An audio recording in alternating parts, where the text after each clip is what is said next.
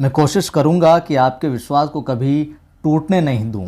मैं कोशिश करूंगा कि आपको कभी नकारात्मकता की ओर नहीं जाने दूं। मैं प्रयास करूंगा कि आपको हिंदी साहित्य के प्रति एक बेहतरीन रुचि पैदा हो आपकी, और आपको लगे कि हाँ, मुझे हिंदी है जो आती है और हिंदी विषय से मेरी तैयारी है जो बेहतरीन हो जाएगी। नमस्कार, जय हिंद। मैं हूँ आपका दोस्त कवि आदि गणेश। साथियों, जैसा कि मैंने आपसे पूछा भी था और आपको सूचना भी दी थी कि अगर आप चाहते हैं तो हिंदी साहित्य का जो संक्षिप्त इतिहास है, कक्षा 11 और 12 के अंदर जो ये पुस्तक चलती है, इसको मैं आपको बेहतरीन ढंग से है जो पढ़ा दूंगा। साथ साथ अगर आपके पास पुस्तक है तो भी आप नोट्स बनाते जाएं, और नहीं है तो भी आप नोट्स बनाते जाएं। जो हिंदी साहित्य का संक्षिप्त इतिहास है, इस पुस्तक को पढ़ने से आपकी जो बेसिक है, और बेसिक नहीं कहूँगा मैं तो यूँ कहूँगा कि 60-70% अगर इस पुस्तक को आप मेरे साथ अच्छे से पढ़ते हैं और अच्छे से नोट्स बनाते हैं तो 60-70% सवाल फर्स्ट ग्रेड हो चाहे सेकंड ग्रेड हो, उसमें सवाल इस पुस्तक से आ जाएंगे। और एक बात और, इसके साथ ही मैं आपको साहित्य का जो इतिहास है उसको और विस्तार से बाद में अलग से और पढ़ा दूंगा, ठीक है, जिसमें महत्वपूर्ण कथन भी आ जाएंगे, शुक्ल वगैरह जो भी है और अलग से पढ़ा दूंगा। लेकिन इस पुस्तक को पढ़ना भी बहुत ज़रूरी है। तो जैसे जैसे पुस्तक में कुछ इंपॉर्टेंट चीज़ें हैं जहाँ से सवाल बन सकते हैं, जो पूछा जा सकता है, यानी यूँ कहें कि हिंदी साहित्य का जो कॉन्सेप्ट है, साहित्य के प्रति जो रुचि है, जो बेसिक चीज़ें हैं, वो मैं आपको अच्छे से क्लियर कर दूंगा, आपकी खोपड़ी में बिठा दूंगा कि आप आगे भी हिंदी साहित्य का इतिहास पढ़ोगे तो आपको मज़ा आएगा और आपको लगेगा नहीं यार, मुझे बहुत कुछ आता है। तो अगर आप इस कक्षा में आपका कैसा रिस्पॉन्स रहता है, उसी के हिसाब से ये किताब है जो आगे चलेगी। और बाकी जो अपनी 9 से 12 वाली किताबें हैं वो चल ही रही है, वो क्लास है जो निरंतर चलेगी। अनुरोध आपसे, मेरी ये क्लासेज आपको अच्छी लगती है तो वीडियो को लाइक कर दीजिए, अभी शेयर कर दीजिए सभी ग्रुप में, और पहली बार देख रहे हैं सब्सक्राइब करके घंटे वाले निशान को दबाना और ऑल नोटिफिकेशन पर क्लिक करना ताकि हर वीडियो की सूचना आपको मिलती रहे। तो साथियों, प्रारंभ करते हैं हम अब हिंदी साहित्य के इतिहास का प्रयोजन। सबसे पहले बात हम समझते हैं इस चीज़ को कि जैसे कि मैंने कहा कि आपकी खोपड़ी में साहित्य के प्रति रुचि पैदा कर दूंगा, कॉन्सेप्ट बिठा दूंगा, क्लियर कर दूंगा क्या है हिंदी साहित्य इतिहास का प्रयोजन, क्या मूल उद्देश्य क्या रहा, प्रयोजन क्या रहा लिखने के प्रति। देखिए, साहित्य के इतिहास लेखन का जो मूल प्रयोजन रहा है, साहित्य की जितनी भी प्रवृत्तियाँ रही है एवं उसकी जो उपलब्धियाँ रही है, उनको क्या जनता तक पहुँचाना रहा है। अब देखिए, साहित्य इतिहास लेखन का मूल प्रयोजन है निम्न में से, तो 4 ऑप्शन दे दिए और उनमें से 3 अलग दे दिए, एक ये दे दिया। यहीं से सवाल बन सकता है। ये सैद्धांतिक सवाल है, कॉन्सेप्ट बेस वाला सवाल है। तो मूल प्रयोजन क्या रहा? साहित्य की जो प्रवृत्तियाँ और उनकी उपलब्धियाँ उनको जनता तक पहुँचाना, उसके आंतरिक और बाह्य संघर्ष की गाथा को सरल और सुबोध भाषा में वर्णित करना है, ठीक है, ये प्रयोजन। साहित्य की जो प्रेरक शक्तियों के साथ आंतरिक जो भाव है उसके साथ सामंजस्य बिठाना, आगे है जो सवाल बनते जाएंगे। तथा जीवन को गति प्रदान करने वाले साहित्य की समाज में क्या भूमिका है। जो पहली लाइन है इसको आप नोट्स के रूप में लिख लीजिए। उसे बतलाना एवं राजनीतिक, सामाजिक व सांस्कृतिक परिस्थितियों का दिग्दर्शन कराना साहित्य इतिहास का क्या प्रयोजन होता है। इतिहास शब्द से आप भली भांति अवगत हैं कि इति और हाथ से बना है, जिसका अर्थ होता है ऐसा ही था। यदि साहित्य के इतिहास को हम साहित्यिक दिग्दर्शन कहा जाए तो अनुचित नहीं होगा। साहित्यिक दिग्दर्शन कहा जाए तो भी अनुचित नहीं होगा, क्योंकि यह वर्तमान और अतीत के पक्षों को उजागर करता है। साहित्य इतिहास से, जैसे इतिहास से हमें पुराने समय की जानकारी मिलती है और आज से उसको संबंध करके हम देखते हैं इस प्रकार से, उसी प्रकार साहित्य की हम बात करें, लिटरेचर की हम बात करें, तो पुराने साहित्य को हम पढ़ते हैं, अध्ययन करते हैं, तो हमें उस समय की संस्कृति के बारे में, उस समय के किस प्रकार के क्या भक्ति भाव चलता था, क्या क्या समाज में चलती थी चीज़ें, उनके बारे में हमें जानकारी मिलती है। और हिंदी साहित्य के इतिहास में हिंदी का जो मूल उद्गम है और उसके क्रमिक विकास को समझाता है हमें, ठीक है बात। साहित्य का इतिहास अपने विकास क्रम का अध्ययन करता है और समाज का ध्यान है जो केंद्रित करता है। समाज के बारे में सेंटर पॉइंट पे ले जाके हमें बिठाता है कि ये समाज में चलता था। साहित्य का कालक्रम, नामकरण, उसमें योगदान देने वाले कवि लेखकों का जो सहयोग है वह तत्कालीन परिस्थितियों का जो अध्ययन है वो होता है इसके माध्यम से, जो समाज के लिए क्या है बहुत ज़रूरी है, क्योंकि उसके द्वारा विकास क्रम के सोपानों को, स्तरों को आसानी से हम समझ सकते हैं। पुराने पैटर्न में क्या कुछ चल रहा था उसको हम पढ़ेंगे तभी तो जानेंगे कैसे कैसे है जो विकास क्रम आगे बढ़ा। तत्कालीन कवियों की काव्य कला व भाषा शिल्प से परिचय होता है जो आगामी पीढ़ी के लिए क्या है प्रेरणादायक है। अतः साहित्य का इतिहास कवि एवं लेखकों की काल संबंधी विवेचना है तो उनकी कृतियों का भी विश्लेषण करता है। अतः साहित्य के इतिहास का जो मूल प्रयोजन है विगत युगों की साहित्यिक प्रवृत्तियों का क्या है दिग्दर्शन करना है। ठीक है मामला, क्योंकि साहित्य का इतिहास मानव की चित्तवृत्तियों का चित्रण तथा समसामयिक परिवेश का विवरण प्रस्तुत करता है। जिस प्रकार, यहाँ से अंडरलाइन कर लीजिए, आप नोट्स बना लीजिए, लिख लीजिए, जिस प्रकार समाज साहित्य को प्रभावित करता है ठीक उसी प्रकार साहित्य भी समाज को प्रभावित करता है और इसीलिए क्या साहित्य समाज का दर्पण कहलाता है। नोट कर लीजिए इस लाइन को। अब बात करते हैं यहाँ से, आपको यहाँ से सीधे सीधे सवाल है जो पूछे जाते हैं। हिंदी साहित्य के इतिहास के स्रोत, ठीक है, साहित्य इतिहास के कौन कौन से स्रोत रहे हैं जहाँ से ये लेखन परंपरा है जो धीरे धीरे आगे बढ़ी। यहाँ से सीधे सीधे सवाल पूछे जाते हैं, जिन जिन के बारे में मैं कहूँ कि नोट कर ले तो नोट कर ले आप। इतिहास क्या है, सदैव साक्ष्य की खोज करता है, प्रमाणों की खोज करता है और वह प्रमाणित साक्ष्य प्राप्त होने पर क्या है आगे बढ़ता है, यही उसकी आधार सामग्री है। यह साक्ष्य दो प्रकार के होते हैं। इतिहास के साक्ष्य दो प्रकार के होते हैं। कौन कौन से? इतिहास के, यहाँ पर साहित्य इतिहास की बात नहीं कर रहा हूँ अभी, इतिहास के साक्ष्य दो प्रकार के होते हैं। पहला अंतर साक्ष्य और दूसरा है बाह्य साक्ष्य। इसी से हम आगे साहित्य इतिहास को समझेंगे। अंतर साक्ष्य के अंतर्गत क्या आता है? आधारभूत कृतियाँ, ग्रंथों, कवि एवं लेखकों की जो फुटकर प्रकाशित एवं अप्रकाशित रचनाएं यानी प्रिंटेड चीज़ें जो होती है वो आती है अंतर साक्ष्य के अंदर। और बाह्य साक्ष्य के अंतर्गत क्या आता है? ताम्रपत्रावली, शिलालेख आते हैं, वंशावलियाँ, जनश्रुतियाँ, जो लोग कुछ ना कुछ कहते रहते हैं कि ये ऐसे हुआ था ऐसे हुआ था, वो चीज़ें, कहावतें, ख्यात और वचनिकाएँ जैसी सामग्री होती है जो तत्कालीन युग को क्या करती है परिलक्षित करती है, हमें उस समय की जानकारी देती है, अवगत कराती है। हिंदी साहित्य में नोट करते जाना, मैं जो बताऊं, हिंदी साहित्य में भी अंतः और बाह्य स्रोतों के माध्यम से इतिहास लेखन प्रारंभ हुआ है। देखिए जिसमें क्या चीज़ें हैं?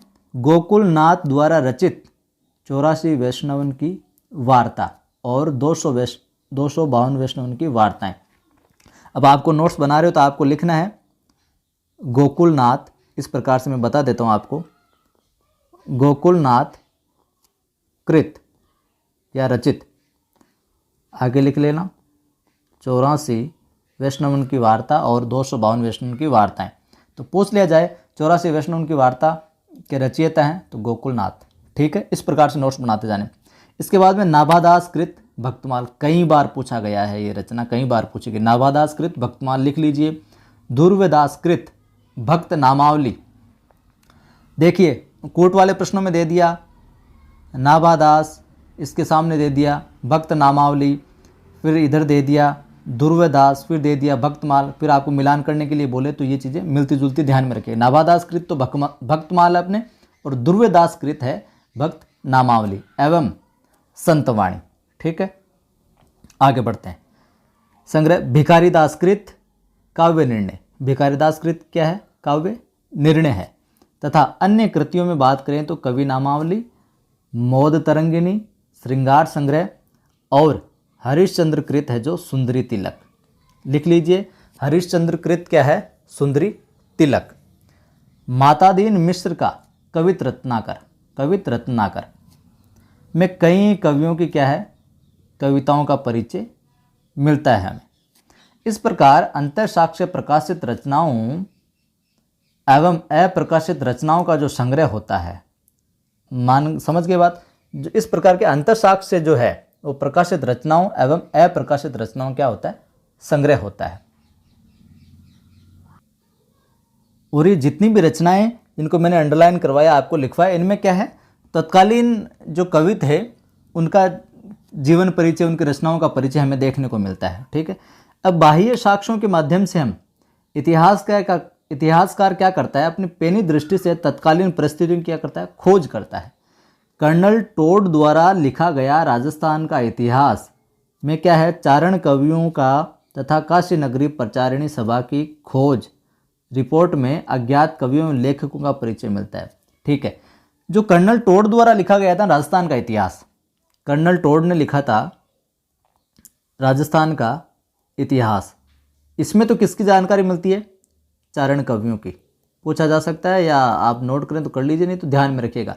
कर्नल टोड के इतिहास में चारण कवियों का परिचय मिलता है, हमें चारण कवियों के बारे में जानकारी मिलती है। और साथ जो काशी नागरी प्रचारिणी सभा है, इसकी खोज की जो रिपोर्ट थी उसमें अज्ञात कवियों एवं लेखकों का परिचय हमें देखने को मिलता है। मोतीलाल मेनारिया ने राजस्थान में हिंदी के हस्तलिखित ग्रंथों की खोज की तथा हिंदुओं के धार्मिक दर्शन के सिद्धांतों को निरूपित करते हुए उस समय के कवि, लेखकों एवं आचार्यों के विचारों की भी क्या है, समीक्षा की। तो मोतीलाल मेनारिया ने राजस्थान में हिंदी के जो हस्तलिखित ग्रंथ थे उनकी खोज की थी। ठीक है, मामला जनश्रुतियों से तात्पर्य है, जैसे कि मैंने पहले बताया, जनश्रुतियों से क्या तात्पर्य होता है कि जनता में प्रचलित बातें जिसमें सत्य का अंश छिपा रहता है, पूरी तरीके से उनको नकार भी नहीं सकते और स्वीकार भी नहीं कर सकते, लेकिन उनमें सत्य का अंश छिपा रहता है, वो जनश्रुतियाँ होती है। यह कई वर्षों तक लोगों की जीभ पर रहती है, किंतु धीरे धीरे क्या कर ली जाती है, फिर लिपिबद्ध कर ली जाती है, लिख लिया जाता है। उनमें कवि की जीवन संबंधी घटनाओं का क्या होता है, योग होता है तथा प्राचीन ऐतिहासिक शिलालेखों के आधार पर उस युग का क्या होता है, चित्रण देखने को मिलता है। इस प्रकार की आधारभूत सामग्री के मूल स्रोतों के माध्यम से क्या होता है, इतिहास लेखन होता है। इन पुरानी चीज़ें हम देखेंगे तो उनसे हमें हमारा बेस बनेगा, उनको देख कर ही हम आगे की कल्पना कर सकते हैं, आगे का वहाँ का इतिहास है जो लिख सकते हैं। अतः यह लिपिबद्ध होकर एक ऐतिहासिक ग्रंथ है जो बन जाता है। अब हिंदी साहित्य इतिहास के लेखन की परंपरा, ये नोट कर लीजिए आप, हेडिंग हिंदी साहित्य इतिहास के लेखन की परंपरा, और नोट्स बनाते चलिए, यहाँ से सीधे सीधे सवाल है जो पूछे जाते हैं। देखिए, हिंदी साहित्य की लेखन सामग्री प्राप्ति के पश्चात विद्वानों ने क्या किया, इतिहास लेखन प्रारंभ किया। ये जो 200 वैष्णव की वार्ता आपने देखी ऊपर, माता दीन मिश्र का कवित रत्नाकर वगैरह, इन सभी चीज़ें जो मिल गई, अब इन्होंने क्या किया, आगे के विद्वानों ने हिंदी साहित्य इतिहास लेखन का क्या काम है जो प्रारंभ किया। हिंदी साहित्य का प्रथम इतिहास लेखन का श्रेय फ्रेंच भाषा के विद्वान है गार्सा दे तासी, इनको जाता है। देखिए, ये सवाल कई बार पूछा गया, सीधा सीधा सवाल नोट कर लीजिए, ऐसे करके एरो का निशान लगा के, या जैसे भी आप लिखते हैं। हिंदी साहित्य का प्रथम इतिहास लेखन का श्रेय किसको दिया जाता है, तो फ्रेंच भाषा के विद्वान है, कौन है, तासी, गार्सा दे तासी। तो तासी को हिंदी साहित्य का प्रथम इतिहास लेखन का श्रेय जाता है।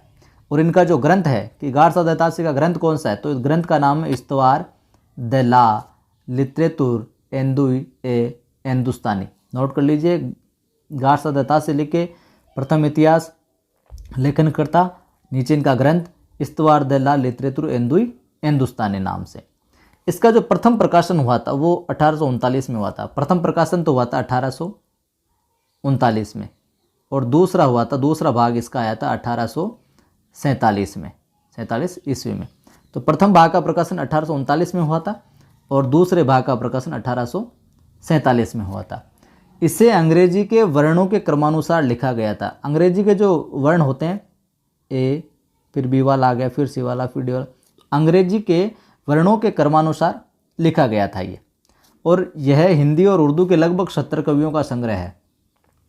इसमें 70 दिया हुआ है, लेकिन कहीं जो अन्य साहित्य इतिहास की पुस्तक है वहाँ पर 72 का नाम, 72 कवियों के संग्रह की बात देखने को मिलती है। तो आप 70 और 72 दोनों चीज़ें जो ध्यान में रखिएगा।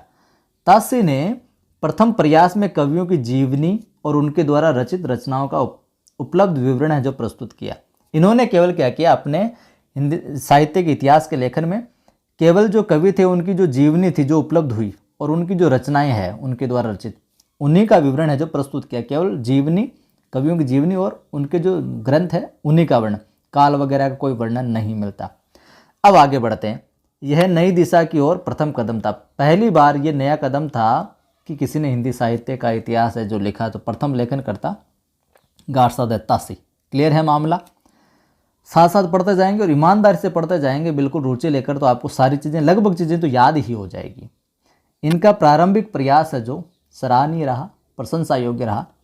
यह गौरवपूर्ण गाथा हिंदी के इतिहास लेखन की परंपरा में क्या साबित हुई? नींव का पत्थर थी साहब, नींव का पत्थर साबित हुई। इसी परंपरा को आगे बढ़ाते हुए नोट कर लीजिए, शिव सिंह सेंगर ने शिव सिंह सरोज के नाम से 1883 में दूसरा इतिहास लिखा। तो देखिए, शिव सिंह सेंगर ने शिव सिंह सरोज नाम से क्या लिखा? 1883 में लिखा प्रकाशन वर्ष, और हिंदी साहित्य में दूसरा इतिहास, दूसरा स्थान। और कोष्ट में लिख लीजिए, हिंदी भाषा के अंदर हिंदी साहित्य का प्रथम इतिहास। हिंदी के अंदर हिंदी साहित्य इतिहास लिखने वाले प्रथम कौन थे? शिव सिंह सेंगर।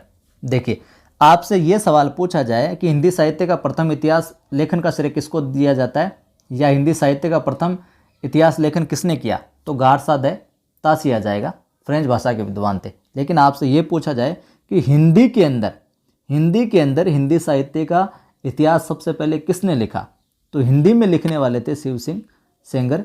शिव सिंह सरोज में लिखा था इस नाम से 1883 में। और इसमें क्या, लगभग 1000 कवियों का वर्णन देखने को मिलता है। कितने कवियों का वर्णन देखने को मिलता है? 1000 कवियों का वर्णन है जो देखने को मिलता है। अब इन्होंने क्या क्या वर्णित इन्होंने क्या क्या वर्णित किया? कवियों की जीवनी, इनका वर्णन किया, जीवन संबंधी जितनी भी घटनाएं थी उनका संग्रह किया, उनका किस प्रकार का क्या चरित्र रहा वो किया, और उनकी कविताओं के संग्रह को क्या किया, उन्होंने संग्रहित किया। थोड़ा सा विस्तार दिया शिव सिंह सेंगर साहब ने शिव सिंह सरोज में 1883 में। ठीक है मामला? आगे बढ़ते हैं। अगर मज़ा आ रहा है आपको तो कमेंट करके बताते रहिए मुझे कि हाँ किस प्रकार का लग रहा है आपको, और वीडियो को लाइक कर दें। पहली बार देख रहे हैं, सब्सक्राइब कर घंटे वाले निशान पर क्लिक कर लेना, ऑल नोटिफिकेशन, ताकि सूचना मिलती रहे वीडियो की। आगे देखते हैं। हिंदी इतिहास लेखन का तीसरा प्रयास, पहला प्रयास गारसा दत्तासी, दूसरा शिव सिंह सेंगर, तीसरा प्रयास करने वाले थे डॉक्टर जॉर्ज ग्रियर्सन। इन्होंने जो लिखा वो था the modern vernacular literature of Hindustan. पूछ लिया जाए निम्न में से जॉर्ज ग्रियर्सन का इतिहास है, तो कुछ भी अंग्रेजी नाम दे देंगे 3 और, लेकिन आपको ध्यान रखना है जॉर्ज ग्रियर्सन ने जो हिंदी साहित्य इतिहास का लेखन किया उसका नाम था इतिहास ग्रंथ का the modern vernacular literature of Hindustan के नाम से लिखा। और ये क्या, एशियाटिक सोसाइटी ऑफ बंगाल से 1888 में प्रकाशित हुआ। देखिए, गारसा दत्तासी का प्रथम भाग 1839 में आया, दूसरा 47 में आया, शिव सिंह सेंगर का 1883 में प्रकाशित हुआ, और the modern vernacular literature of Hindustan जो है जॉर्ज ग्रियर्सन का तीसरा जो प्रयास किया था साहित्य इतिहास लेखन का, वो एशियाटिक सोसाइटी ऑफ बंगाल से 1888 में प्रकाशित हुआ था। तो आप लिख लीजिए, डॉक्टर जॉर्ज ग्रियर्सन साहब ने लिख लीजिए the modern vernacular literature of Hindustan, इतिहास ग्रंथ है, प्रकाशन वर्ष 1888, और कोष्टक में लिख लीजिए एशियाटिक सोसाइटी ऑफ बंगाल से प्रकाशित हुआ। इन्होंने क्या किया, इन्होंने इस इतिहास को वैज्ञानिक दृष्टि से व्यवस्थित किया। अगर आप पूछा जाए कि वैज्ञानिक दृष्टि से प्रथम बार हिंदी साहित्य का इतिहास किसने लिखा, तो वो लिखा था जॉर्ज ग्रियर्सन ने।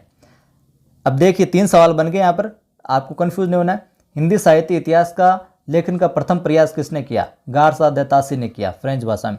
पूछ लिया जाए हिंदी के अंदर हिंदी साहित्य का इतिहास सबसे पहले किसने लिखा, शिव सिंह सेंगर ने। और आपको पूछ लिया जाए वैज्ञानिक दृष्टि से व्यवस्थित रूप से हिंदी साहित्य इतिहास का लेखन सबसे पहले किसने किया या किसका नाम आता है, तो वो आता है जॉर्ज ग्रियर्सन।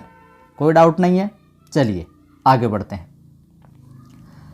इस प्रकार का इतिहास पहली बार है जो लिखा गया वैज्ञानिक दृष्टि से, किंतु काल क्रमबद्ध इतिहास लेखन की परंपरा की शुरुआत है जो मिस्र बंधुओं से हुई थी। काल क्रमबद्ध रूप से इतिहास लेखन का जो श्रेय जाता है वो जाता है मिस्र बंधुओं को सबसे पहले, और यह ग्रंथ जो है वो क्या कहलाता है, मिस्र बंधु विनोद कहलाता है, और इसका प्रकाशन हुआ था 1913 में। तो चौथा इतिहास ग्रंथ कौन सा आता है, मिस्र बंधु विनोद आता है। लिखने वाले कौन, मिस्र बंधु थे, ये थे श्याम सुख बिहारी थे,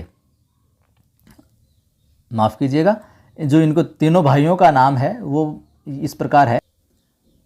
जो 3 भाई थे, ये मिस्र बंधु थे, 3 भाई थे, इनका नाम मैं बता रहा था आपको। देखिए, एक तो थे श्याम बिहारी मिश्र, पहले भाई का क्या नाम था? श्याम बिहारी मिश्र था। और दूसरे थे डॉक्टर सुखदेव बिहारी मिश्र। लिख लीजिए आप, श्याम बिहारी मिश्र एक भाई, दूसरे डॉक्टर सुखदेव बिहारी मिश्र, और तीसरे थे पंडित गणेश बिहारी मिश्र। पंडित गणेश बिहारी मिश्र, ठीक है। ये थे मिश्र बंधु, ये तीनों थे, श्याम बिहारी मिश्र, श्याम सुख गणेश, इस तरीके से याद रख सकते हैं आप, श्याम बिहारी मिश्र, सुखदेव बिहारी मिश्र और पंडित गणेश बिहारी मिश्र। तो ये तीनों भाई थे, मिश्र बंधु थे। इन्होंने लिखा कौन सा ग्रंथ? मिश्र बंधु विनोद। ये चौथा प्रयास था और प्रकाशित 1913 में। इसमें क्या किया? काल विभाजन भी किया गया। तो अब चौथा सवाल यहाँ से यह बन सकता है कि सबसे पहले काल क्रमानुसार, काल क्रमबद्ध रूप से या काल विभाजन का प्रयास करते हुए हिंदी साहित्य का इतिहास किसने लिखा? मिश्र बंधु ने लिखा, मिश्र बंधु विनोद, ठीक है। और हिंदी विद्वानों में जो करने वाले थे शिव सिंह सेंगर थे। ये हो गया मामला। इसी समय हिंदी साहित्य जगत में देदीप्यमान नक्षत्र का अवतरण हुआ और इनका नाम क्या था? आचार्य रामचंद्र शुक्ल। इन्होंने हिंदी साहित्य के इतिहास को सुव्यवस्थित काल क्रमानुसार लिखा। इस इतिहास को हिंदी के साहित्य का प्रमाणिक ग्रंथ है जो माना जाता है। प्रमाणिक ग्रंथ किसे माना जाता है? हिंदी साहित्य का जो इतिहास रामचंद्र शुक्ल ने लिखा। अब देखिए, आपको 5वां प्रश्न यहाँ पर यह बनता है, हिंदी साहित्य, लिख लीजिए आप ये लाइन भी, हिंदी साहित्य इतिहास को सुव्यवस्थित काल क्रमानुसार, हिंदी साहित्य इतिहास को सुव्यवस्थित काल क्रमानुसार लिखने वाले कौन थे? तो वो लिखने वाले थे बिल्कुल सुव्यवस्थित तरीके से काल क्रमानुसार, वो थे आचार्य रामचंद्र शुक्ल। आचार्य रामचंद्र शुक्ल जी। यहाँ तक हो गया मामला। देखिए साथियों, आगे थोड़ी सी चर्चा और कर लेते हैं। ये एक पैरा और पढ़ेंगे और उसके बाद में आप कमेंट करके बताना क्या कुछ कैसा लगा वीडियो। आगे इस आपका जो भी कमेंट आएगी, जो भी प्रतिक्रिया आएगी, उस हिसाब से ये क्लास चलेगी। यह नागरी प्रचारिणी सभा द्वारा हिंदी शब्द सागर की भूमिका के रूप में 1929 में प्रकाशित हुआ। नोट कर लीजिए इस लाइन को। रामचंद्र शुक्ल का, आचार्य रामचंद्र शुक्ल जी का जो है, आचार्य रामचंद्र शुक्ल लिख लीजिए आप, हिंदी साहित्य का इतिहास, ऊपर वो लाइन लिखी उसके नीचे ये लिख लीजिए, आचार्य रामचंद्र शुक्ल हिंदी साहित्य का इतिहास। और यह जो रामचंद्र शुक्ल वाला हिंदी साहित्य का इतिहास था, यह नागरी प्रचारिणी सभा द्वारा हिंदी शब्द सागर की भूमिका में 1929 में प्रकाशित हुआ। ये लाइन भी लिख लीजिए। कब प्रकाशित हुआ? 1929 में प्रकाशित हुआ। और किसके द्वारा? नागरी प्रचारिणी सभा के द्वारा। किसकी भूमिका में? हिंदी शब्द सागर की भूमिका में, ठीक है। आचार्य शुक्ल ने हिंदी साहित्य के इतिहास को क्या 4 भागों में विभाजित करके इतिहास की महत्ता को और बढ़ा दिया। कितने भागों में विभाजित किया इन्होंने? 4 भागों में। आगामी लेखकों के लिए, जो आगे आने वाले लेखक थे, सीधा और सरल मार्ग है जो तैयार कर दिया। इनका काल क्रमानुसार न्यायोचित एवं युगानुरूप इतिहास है। काल क्रमानुसार न्यायोचित एवं युगानुरूप इतिहास किसका है? रामचंद्र शुक्ल का है। ध्यान में रखिएगा, नोट कर लीजिए इसे भी, क्योंकि इन्होंने उपलब्ध ग्रंथों के आधार पर काल विभाजन किया था। जितने भी ग्रंथ उपलब्ध थे उन्हीं के अनुसार कालक्रम है जो डिवाइड किया था। इस इतिहास में शुक्ल जी ने अपना दृष्टिकोण भी स्पष्ट किया। उन्होंने लिखा, प्रत्येक देश का साहित्य वहाँ की जनता की, नोट कर लीजिए इस लाइन को, लिख लीजिए, प्रत्येक देश का साहित्य वहाँ की जनता की चित्तवृत्ति का संचित प्रतिबिंब होता है। इस लाइन को नोट कर लीजिए। प्रत्येक देश का साहित्य जो होता है, वहाँ की जो जनता होती है, उनकी जो चित्तवृत्ति होती है, मन होता है, उसका क्या संचित क्या होता है? प्रतिबिंब होता है। ये किसका कथन है? रामचंद्र शुक्ल का। बहुत बार पूछा गया है, इंपॉर्टेंट है, लिख ले। तब यह निश्चित है कि जनता की चित्तवृत्ति के परिवर्तन के साथ साथ ही साहित्य के स्वरूप में भी परिवर्तन होता चला जाता है। आदि से अंत तक इन्हीं चित्तवृत्तियों की परंपरा को परखते हुए साहित्य परंपरा के साथ उनका सामंजस्य दिखाना ही साहित्य का इतिहास कहलाता है। शुक्ल के पश्चात हिंदी साहित्य के प्रवर्ती जो बाद के इतिहासकारों ने भी हिंदी जगत में अपना योगदान दिया। आचार्य हजारी प्रसाद द्विवेदी ने हिंदी साहित्य की भूमिका के नाम से इतिहास लिखा। लिख लीजिए, लाइन को नोट कर लीजिए। आचार्य हजारी प्रसाद द्विवेदी ने हिंदी साहित्य का इतिहास किस नाम से लिखा? तो हिंदी साहित्य की भूमिका के नाम से इतिहास लिखा था आचार्य हजारी प्रसाद द्विवेदी ने, जिसमें ऐसे तथ्यों और निष्कर्षों का प्रतिपादन किया जो लेखन की दृष्टि से कहते हैं नवीन सामग्री और नई व्याख्या देती है, नया कलेवर देती है। अन्य लेखकों में डॉक्टर रामकुमार वर्मा ने 1938 में ये हिंदी साहित्य का आलोचनात्मक इतिहास लिखा। डॉक्टर रामकुमार वर्मा ने 1938 में आलोचनात्मक इतिहास लिखा, हिंदी साहित्य का आलोचनात्मक इतिहास, ये नाम ध्यान में रखिएगा। डॉक्टर नगेंद्र साहब ने लिखा, डॉक्टर धीरेन्द्र वर्मा ने और डॉक्टर नामवर सिंह, इन आदि लोगों ने अपने अध्ययन, शोध प्रबंध और समीक्षात्मक दृष्टिकोण के माध्यम से हिंदी साहित्य के इतिहास में नवीन योगदान है जो दिया है। तो साथियों, आज हम पढ़ेंगे इतना ही। आपको कैसा लगा ये कमेंट करके बताना। आगे हम धीरे धीरे चीज़ों को, इस किताब में जो जो चीज़ें हैं इम्पोर्टेंट, अपना बेस है जो मजबूत करते चलेंगे।